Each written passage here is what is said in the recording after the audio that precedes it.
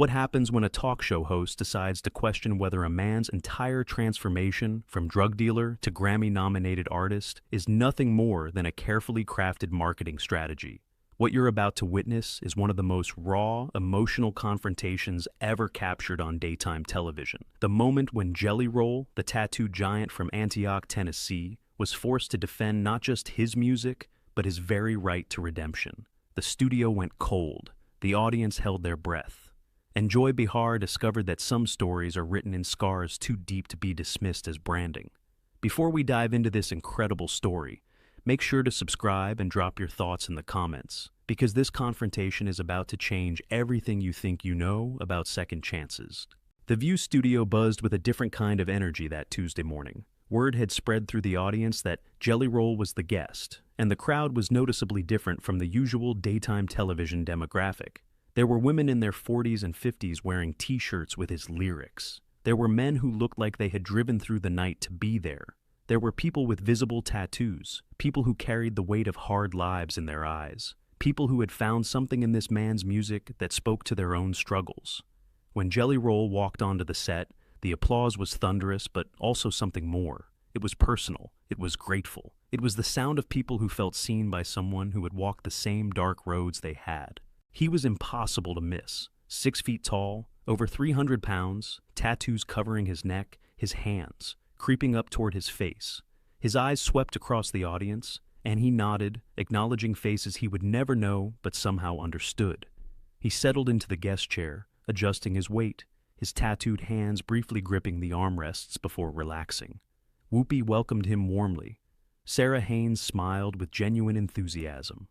The audience was still buzzing with energy, eager to hear from the man whose songs about addiction and redemption had become anthems for the broken. Then Joy Behar leaned forward, and before the applause had even fully died down, she fired the first shot. So, Jelly Roll, or should I call you Jason? Let me just cut right to it. You've got this whole redemption story that everyone loves. The drug dealer who found Jesus and country music. But I have to ask, how much of that is real, and how much is just a really good marketing angle for selling records to people who love a comeback story? The studio went cold. Whoopi's smile froze. Sarah Haynes looked down at her notes as if they might offer escape. And Jelly Roll, the man who had survived prison and addiction and the streets of Nashville, stared at Joy Behar with an expression that suggested she had just made a serious miscalculation. "I'm sorry," Jelly Roll said, his deep voice carrying that distinctive Tennessee drawl. "Did you just ask me if my life is a marketing angle?" "I'm asking if the story you're selling is the whole truth," Joy replied, leaning forward with that familiar prosecutorial edge. "Because it's very convenient, isn't it? The troubled past, the prison time, the drugs, and then the miraculous transformation through music and faith. It's almost too perfect, like someone sat down and designed the ideal narrative for reaching a certain demographic." The accusation hung in the air like smoke. The audience, many of whom had come specifically to see Jelly Roll, shifted uncomfortably in their seats. "Let me make sure I understand what you're asking me," Jelly Roll said slowly. "You're asking if I made up being a drug dealer, if I made up going to prison, if I made up being addicted to heroin and cocaine, if I made up watching friends die from overdoses? Is that what you're suggesting?" "I'm suggesting that the packaging of that story has been very strategic," Joy said. "And I wonder how much of the man we see on stage, crying during songs, talking about his daughter, praising Jesus, is genuine, and how much is performance." Jelly Roll was quiet for a moment. When he spoke, his voice had dropped to something quieter, but infinitely more dangerous. "You want to know what's genuine, Joy? I'll tell you what's genuine. I spent my 17th birthday in a juvenile detention center. That's genuine. I watched my best friend overdose on pills that I sold him. That's genuine.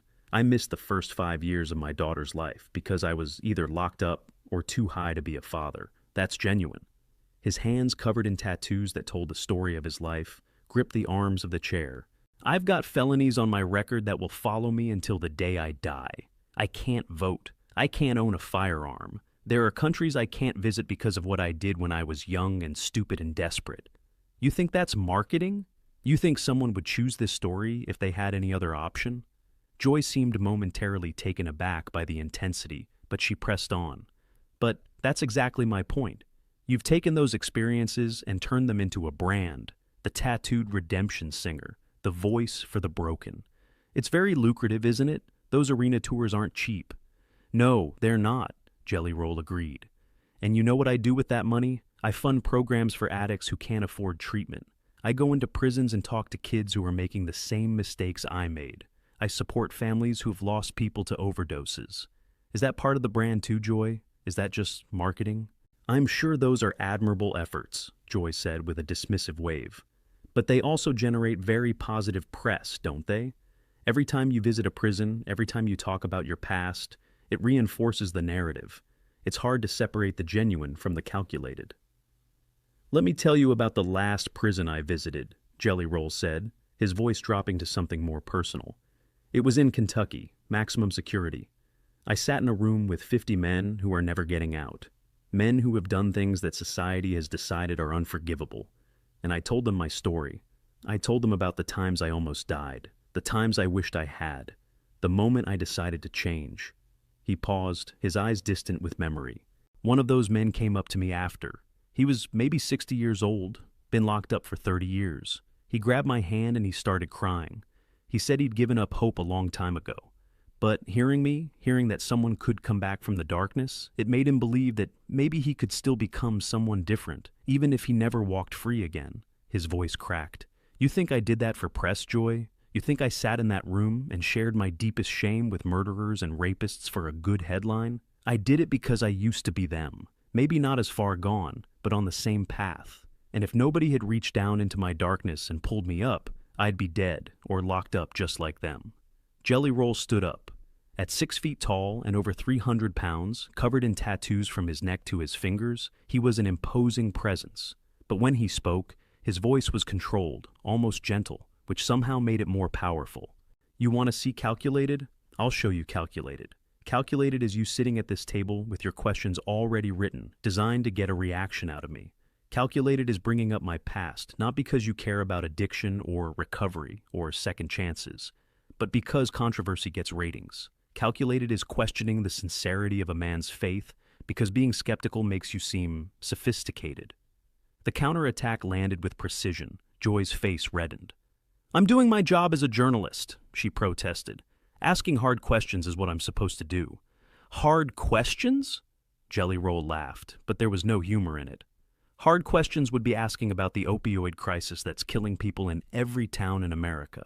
Hard questions would be asking what we can do to help addicts get treatment instead of prison time. Hard questions would be asking why we throw people away instead of giving them a chance to change. He pointed at Joy, his finger steady. What you're doing isn't asking hard questions. You're trying to tear down someone who's actually doing something about the problems you pretend to care about. You want to know why people connect with my music? Because I tell the truth. I tell the truth about addiction and pain and shame and the desperate hope that maybe, if you fight hard enough, you can become someone better than you were. Whoopi tried to intervene. I think maybe we should... No, Jelly Roll said firmly but not unkindly. I appreciate what you're trying to do, Whoopi, but I need to finish this, because this isn't just about me. This is about everyone out there who's fighting to change their life and being told by people like her that it's not possible, that it's not real, that redemption is just a marketing strategy. He turned back to Joy, and his voice dropped to something almost intimate. I've got a daughter, Joy. Her name's Bailey Ann. She's the reason I got clean, the reason I'm still alive. When she was little, she used to visit me in jail. Do you know what that does to a man? To see his child on the other side of that glass, knowing that he put himself there, knowing that he's failing her every single day? His voice cracked slightly, but he continued. I made her a promise that I would become someone she could be proud of. Not a promise to a record label, not a promise to fans, a promise to my daughter, looking in her eyes, swearing that her daddy was going to change. And I have spent every day since then trying to keep that promise. He looked out at the audience, and his voice grew stronger. My wife, Bunny, she knows everything about me, every terrible thing I've done, every person I've hurt, every lie I've told. She knows about the women, the drugs, the violence, all of it. And she chose to love me anyway. Not because she's naive or because she doesn't know the truth, because she believes that people can change. She's seen me change. She's been there for the hard nights when I wanted to use again, and she held me while I cried instead. His voice was thick with emotion now. That woman has stood by me through things that would have made most people run. She's believed in me when I didn't believe in myself. And you want to tell me that my transformation is just marketing? You want to tell me that the life we've built together, the family we've made, the love that saved me, is all just a branding strategy? Tears were visible in his eyes now, but he didn't wipe them away. You want to call that marketing? Fine, call it whatever you want. But I know the truth. My daughter knows the truth. And the thousands of people who've come to me after shows, crying, telling me that my music gave them the courage to get help, they know the truth too. Joy seemed uncomfortable with the raw emotion on display. I didn't mean to suggest that your relationship with your daughter isn't genuine. Yes, you did, Jelly Roll cut her off. That's exactly what you suggested.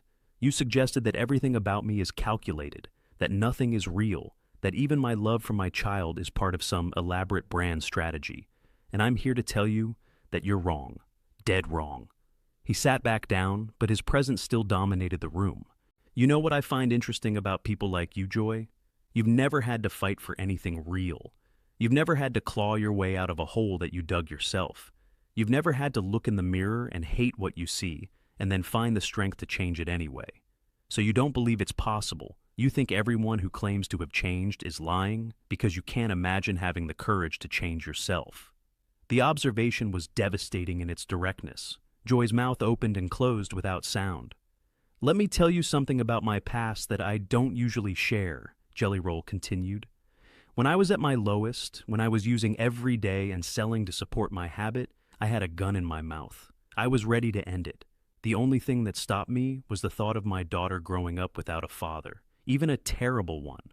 The studio was absolutely silent. Even the cameras seemed to be holding their breath. That's not marketing, Joy. That's rock bottom. That's the moment when you realize you have to change or die. And I chose to change. It wasn't easy. It wasn't quick. It took years of work and failure and getting back up again. But I did it. And now I use my music to tell people that if I can do it, they can too. His voice rose with passionate conviction. Every person in every prison I visit, every addict I talk to, every kid who's heading down the wrong path, I tell them the same thing. You are not your worst mistake.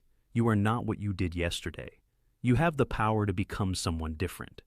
And that message isn't calculated, Joy. That message is the only thing that kept me alive long enough to be sitting here today.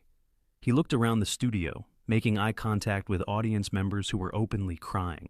I see people out there who know exactly what I'm talking about, who have fought the same battles, who have lost people they love to the same demons. They didn't come here to see me get torn down by someone who's never walked a mile in our shoes. They came here because they believe in second chances, because they need to believe that change is possible. He turned back to Joy. What do you believe in, Joy? Besides controversy and ratings? What have you ever fought for? What have you ever overcome? What message do you send to the world besides skepticism and cynicism? The questions hung in the air like accusations. Joy seemed to shrink in her chair. I believe in asking tough questions, she said, but her voice lacked its earlier confidence. No, you don't. You believe in safe questions that make you look edgy.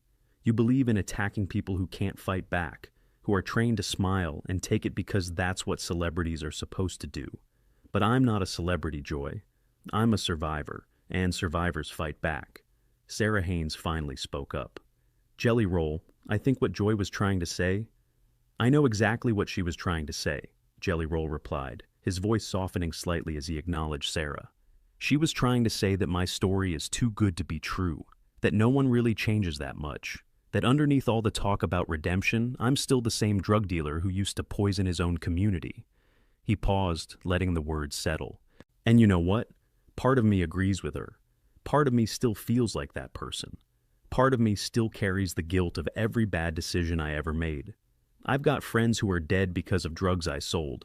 I've got a trail of broken relationships and disappointed people stretching back 20 years.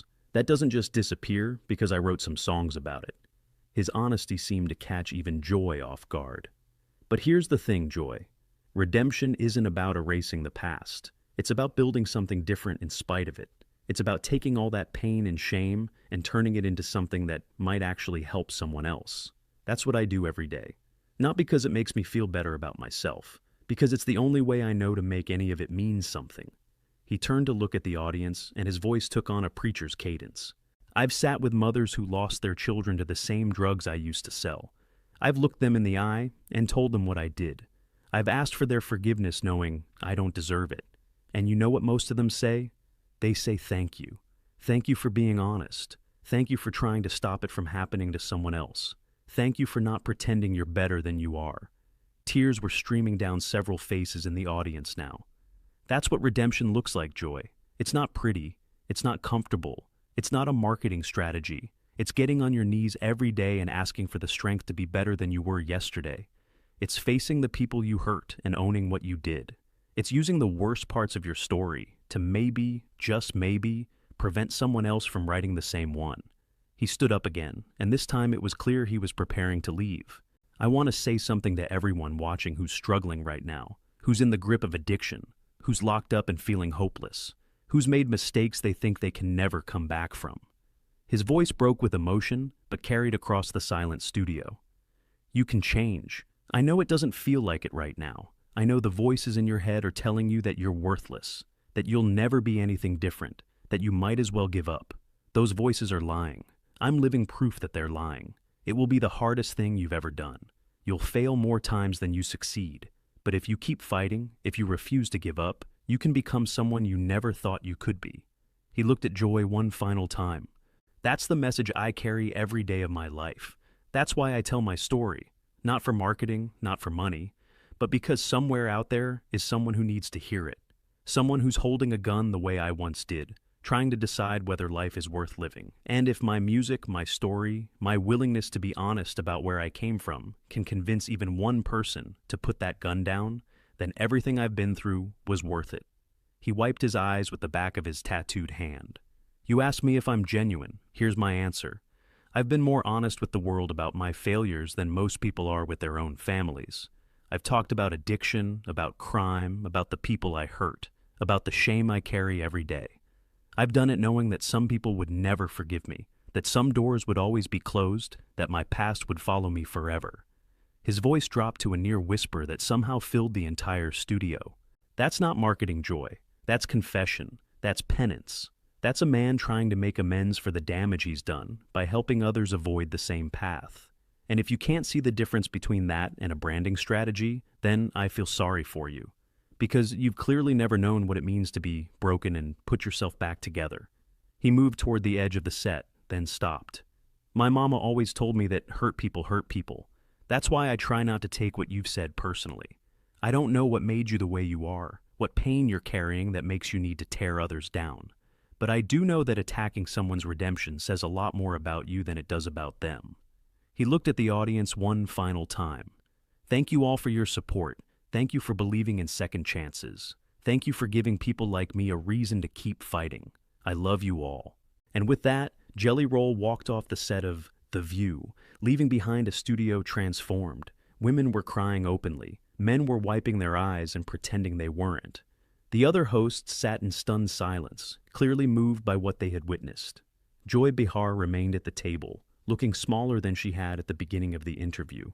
Whether it was shame or embarrassment or something more complicated, only she knew. But the audience's silence spoke volumes. No applause for her tough questions. No validation for her skepticism. Just the echoing weight of a man who had bared his soul and challenged everyone watching to decide what they really believed about redemption. What had started as a promotional appearance had become something far more profound. A testament to the power of honesty. A rebuke of cynicism. A reminder that behind every comeback story is a human being who fought battles most people can't imagine. What do you think about this incredible confrontation? Was Joy Behar out of line, or was she just doing her job? Drop your thoughts in the comments below, and make sure to subscribe for more stories that will absolutely leave you speechless.